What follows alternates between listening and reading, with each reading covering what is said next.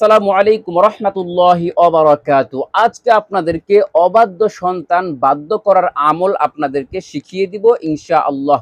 আপনার সন্তান আপনার বাধ্য হবে, আপনার কথা মতো চলবে, আপনার কথার বাহিরে কোনোভাবেই চলবে না।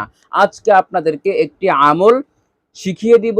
এই আমলটি যদি আপনারা এই আমলটি করে যদি আপনারা আপনাদের সন্তানের উপরে ফুঁক দিতে পারেন, তাহলে আপনার সন্তান আপনার বাধ্য হয়ে যাবে। খুবই পরীক্ষিত একটি আমল। অবশ্যই আপনারা সম্পূর্ণ ভিডিওটি দেখে আজকের এই আমলটি শিখবেন, সন্তানের মাথার উপরে ফু দিয়ে দিবেন। আপনার সন্তান আপনার বাধ্য হবে। সন্তান কখনোই দুষ্টামি করবে না, সন্তান লেখাপড়া করবে, আপনাদের অনুগত হবে ইনশাআল্লাহ। প্রিয় মা এবং বোনেরা, প্রিয় ভাইরা আমার, আজকের এই ভিডিওটি অত্যন্ত গুরুত্বপূর্ণ। অবশ্যই না টেনে সম্পূর্ণ ভিডিওটি দেখার চেষ্টা করবেন। যদি ভিডিওতে একটি লাইক দেওয়ার প্রয়োজন মনে হয়, ভিডিওটি যদি আপনাদের কাছে উপকৃত হন ভিডিও থেকে, তাহলে অবশ্যই ভিডিওতে লাইক দিয়ে চ্যানেলটি সাবস্ক্রাইব করে অল নোটিফিকেশন চালু করে দিয়ে রাখবেন। তাহলে এর চেয়ে আরও গুরুত্বপূর্ণ ভিডিও আপনারা সবার আগে পেয়ে যাবেন। তো প্রিয় মা এবং বোনেরা, প্রিয় ভাইরা আমার, যে সমস্ত মা বোনেরা বলেন আমার সন্তান কথা শোনে না, আমার সন্তান আমার কথা মতো চলে না, আমার সন্তান লেখাপড়া করতে চায় না, আমার সন্তান স্কুলে যেতে চায় না, আমার সন্তান মাদ্রাসায় যেতে চায় না, এমন মা বাবার অভিযোগ আছে কি নাই? অবশ্যই এরকম অভিযোগ অনেক মা বাবার রয়েছে। এখন বর্তমান জামানায় মোবাইল ভাইরাস নামে একটি ভাইরাস রয়েছে। এই ভাইরাসে অধিকাংশ সন্তান আক্রান্ত হয়ে গিয়েছে। সন্তান মোবাইল ছাড়া খেতে চায় না, সন্তান মোবাইল ছাড়া পড়তে চায় না, সন্তান মোবাইল ছাড়া কিছুই বুঝে না। ঘুমের মধ্যেও সে মোবাইল চাপে কিনা অবশ্যই আপনারা দেখে থাকবেন। মোবাইল ছাড়া সন্তান কিছুই বুঝে না। এটা হলো একটি মোবাইল ভাইরাস। এই ভাইরাস থেকে আপনার সন্তানকে দূর করতে হবে। মোবাইল আপনার সন্তানের হাতে দেওয়া যাবে না। মোবাইলের মাধ্যমে আপনার সন্তানের চোখ নষ্ট হয়ে যাবে, আপনার সন্তানের মেধা নষ্ট হয়ে যাবে, আপনার সন্তান আপনার কথা মনোযোগ দিবে না, শুধু সে মোবাইলের প্রতি ধান্দায় পড়ে যাবে। এজন্য আমাদেরকে মোবাইল থেকে বিরত থাকতে হবে, আর সন্তানের জন্য বেশি বেশি দোয়া করতে হবে। আল্লাহ তাআলা যেন আপনার সন্তানকে যেন আপনাদের অনুগত করে দেন। এই প্রার্থনাগুলো আপনাদের নিজেদের করতে হবে, তাহলেই আল্লাহ পাক রব্বুল আলামিন আপনাদের সন্তানকে আপনাদের অনুগত করে দিবেন। নামাজ পড়ে 5 ওয়াক্ত নামাজ পড়ে দোয়া করতে হবে। সন্তানকে ভালো বানানো এত সহজ নয়। প্রথমে আপনাদেরকে সংশোধন হতে হবে। পিতা মাতা আপনাদের সংশোধন হতে হবে, পিতা মাতাকে নামাজি হতে হবে, আল্লাহর ভয় পিতামাতার অন্তরের মধ্যে থাকতে হবে, আর এই ভয়গুলো সন্তানের মধ্যে দিতে হবে। এরপর আপনাদেরকে যে আমল বলে দিব, এই আমলগুলো যদি আপনারা করতে পারেন, ইনশাআল্লাহ 100% গ্যারান্টি দিয়ে বলতে পারি আপনার সন্তান আপনার অনুগত হবেই হবে, আপনার সন্তান আপনার কথা মতো চলবে এবং আপনার সন্তান খুব মেধাবী হবে। আপনার সন্তান স্কুলের মধ্যে অথবা মাদ্রাসার মধ্যে পড়ালেখায় 1 নম্বরে থাকবে। তাকে টপকিয়ে কেউ সামনে আগাতে পারবে না। এমন সন্তান যদি আপনারা যদি চান, তাহলে অবশ্যই আমলটি আপনাদেরকে করতে হবে। তো এরকম অভিযোগের অভাব নাই আপনাদের সন্তানের ব্যাপারে। অনেকেই কমেন্টে এসে বলেন যে হুজুর, আমার সন্তান কথা মতো চলে না, আমার সন্তান ঠিক মতো খেতেও চায় না, ঠিক মতো পড়ালেখাও করে না, অর্থাৎ আমার কথাই শুনতে চায় না, শুধু সন্তানের মধ্যে জিদ আর জিদ কাজ করে। যদি একটি কথা বলি, যদি বলি স্কুলে যাও, স্কুলে যেতে চায় না, যদি বলি মাদ্রাসায় যাও, মাদ্রাসায় যেতে চায় না, অর্থাৎ যেটা করতে বলি সেটার বিপরীত কাজ করে বসে। এমন সন্তান অনেকের ঘরেই রয়েছে। খেলাধুলার প্রতি খুব মনোযোগ, কিন্তু পড়ালেখার প্রতি কোনোভাবেই তাকে মনোযোগী বানানো যায় না। এজন্য আজকের আমলটি অবশ্যই আপনারা শিখে আমল করবেন ইনশাআল্লাহ। অনেক কার্যকরী একটি আমল, খুব ভালো ফলাফল পাবেন। আল্লাহ পাক রব্বুল আলামিন পবিত্র কুরআনুল কারীমের মধ্যে, হাদিসের মধ্যে সকল বিষয়ের সমাধান আল্লাহ পাক রব্বুল আলামিন দিয়ে গিয়েছেন। আল্লাহ পাক রব্বুল আলামিনের প্রিয় হাবিব মুহাম্মদুর রাসূলুল্লাহ সাল্লাল্লাহু আলাইহি ওয়াসাল্লাম একটি হাদিসের মধ্যে ইরশাদ করেছেন, প্রিয় নবী মুহাম্মদুর রাসূলুল্লাহ সাল্লাল্লাহু আলাইহি ওয়াসাল্লাম বলেন, আল্লাহ পাক রব্বুল আলামিনের ৯৯টি নাম আছে। এই ৯৯টি নাম যে আমল করবে, যে মুখস্থ করবে, ওই ব্যক্তি জান্নাতে প্রবেশ করবে। এই নামের মধ্যে একটি নাম রয়েছে, যে নামটি আজকে আপনাদেরকে শিখিয়ে দিব।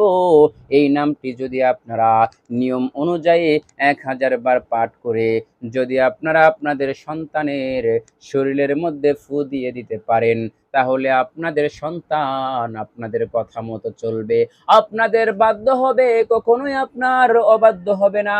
সন্তান আপনার কথায় উঠবে আর বসবে, আপনি যা বলবেন তাই শুনবে। আপনি যদি বলেন আপনার সন্তানকে খেতে, সন্তান খেতে বসবে। যদি বলেন এখন পড়তে বসো, পড়তে বসবে। যদি বলেন এখন স্কুলে যাও, আর কোনো কথা বলবে না, সে স্কুলে চলে যাবে। অর্থাৎ আপনার কথায় সে গোলাম হয়ে যাবে।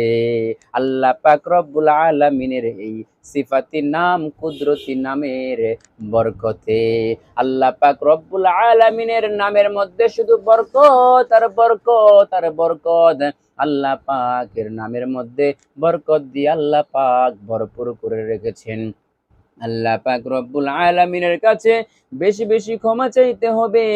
ক্ষমা চাইলে আমার প্রিয় নবী মুহাম্মদুর রাসূলুল্লাহ সাল্লাল্লাহু আলাইহি ওয়াসাল্লাম বলেছেন, যে ব্যক্তি বেশি বেশি ক্ষমা চাইবে, ওই ব্যক্তি সকল প্রকারের সংকট থেকে মুক্তি পাবে।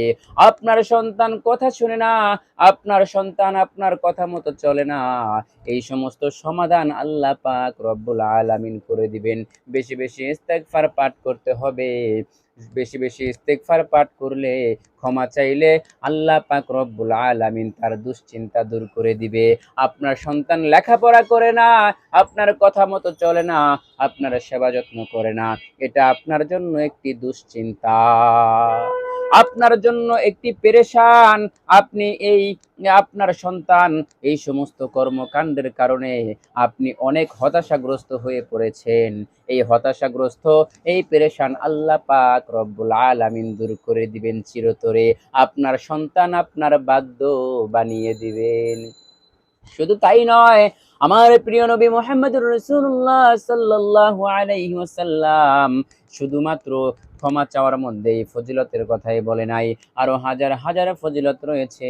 এর মধ্যে অন্যতম একটি ফজিলত হলো, আল্লাহ পাক রব্বুল আলামিন আপনাকে ধনী বানিয়ে দিবেন, বড়লোক বানিয়ে দিবেন। আপনার টাকা পয়সা, রিজিক, ধন দৌলতের ব্যবস্থা আল্লাহ পাক রব্বুল আলামিন এমন জায়গা থেকে করে দিবেন, যা আপনি কখনো কল্পনাও করতে পারবেন না। আমার আল্লাহ পাক রব্বুল আলামিন আপনার সমস্ত গুনাহগুলো ক্ষমা করে দিবেন। গুনাহ করতে করতে নিজেদের জীবনকে নষ্ট করে ফেলেছেন। আপনার সন্তান আপনার কথা শুনবে কেমনে? আপনি তো নিজেই ঠিক নাই, আমি তো নিজেই ঠিক নাই।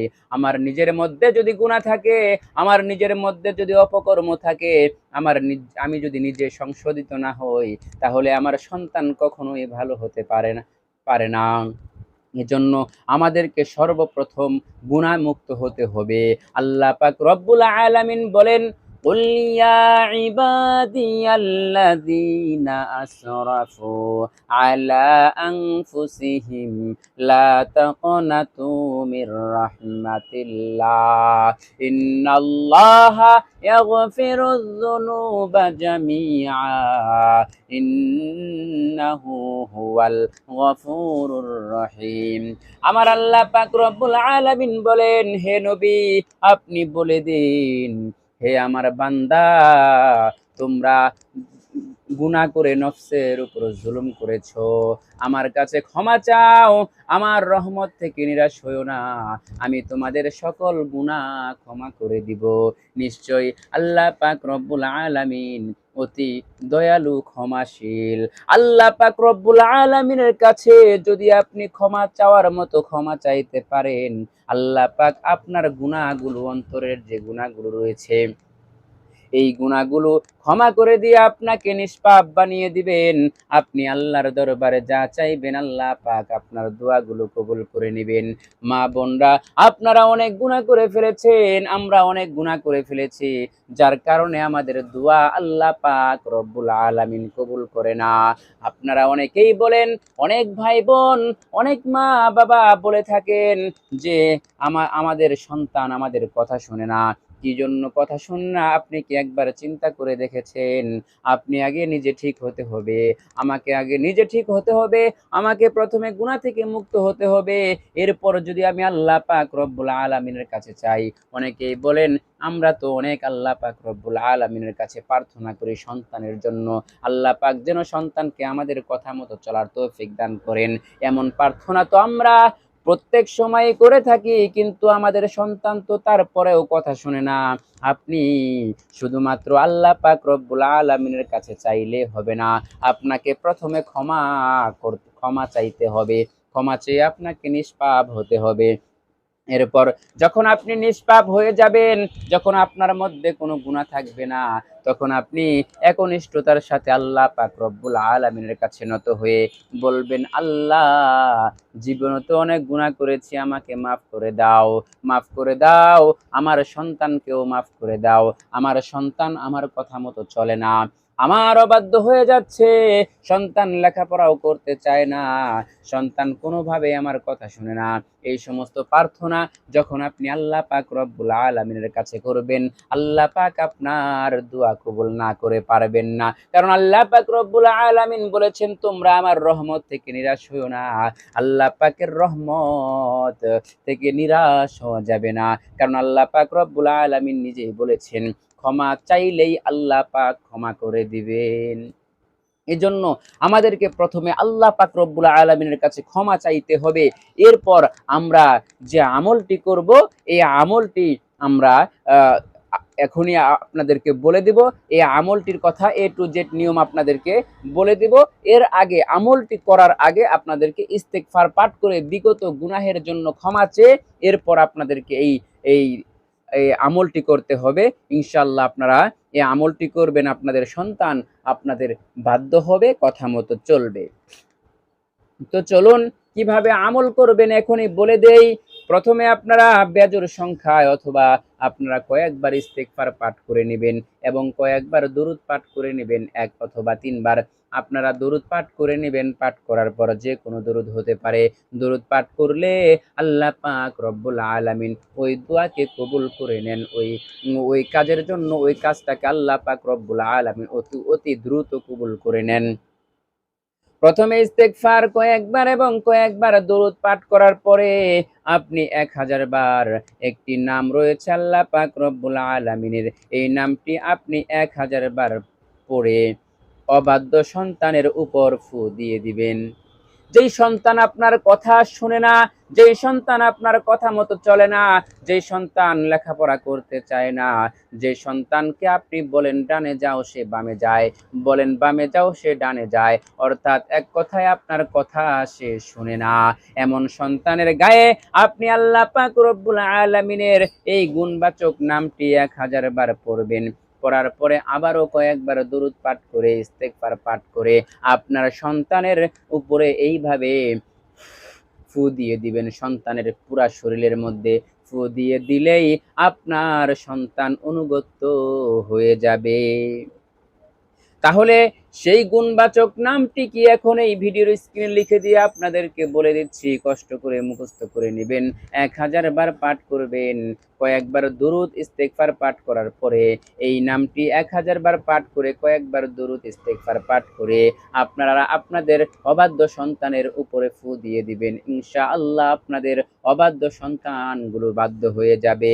এবার চলুন আমরা সেই গুণবাচক নামটি কয়েকবার মস্ক করে নেই, কয়েকবার পড়ে নেই, আপনাদেরকে বলে দেই, আমার সাথে সাথে পাঠ করুন।